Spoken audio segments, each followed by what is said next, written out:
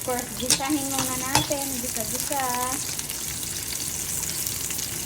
Ang halo lang ng pansit ko is breast chicken.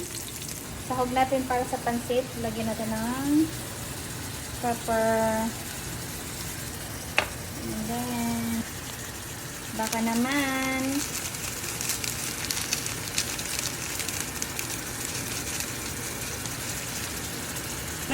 And then, nor cubes, ito, konti lang. Yan. That's enough. Tansyahan lang. So, nilagyan ko na siya ng water.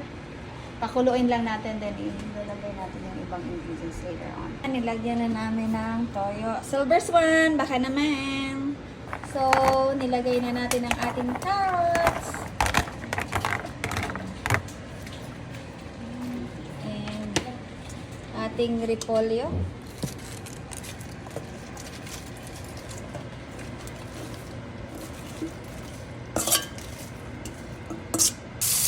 Bababad muna natin ang pansit. Buenas pa naman. And then, meron tayo dito golden bihon. Okay, ilalagay na natin ang pansit bihon. Okay.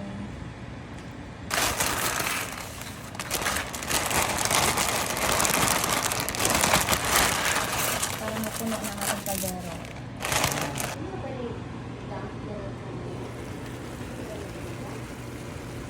Ayan, malapit na.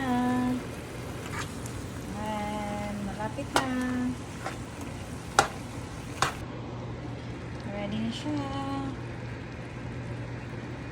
Dinner ito yung pansit na niluto. And then, andyan na yan. Shrimp, yung tira pa kagabi. And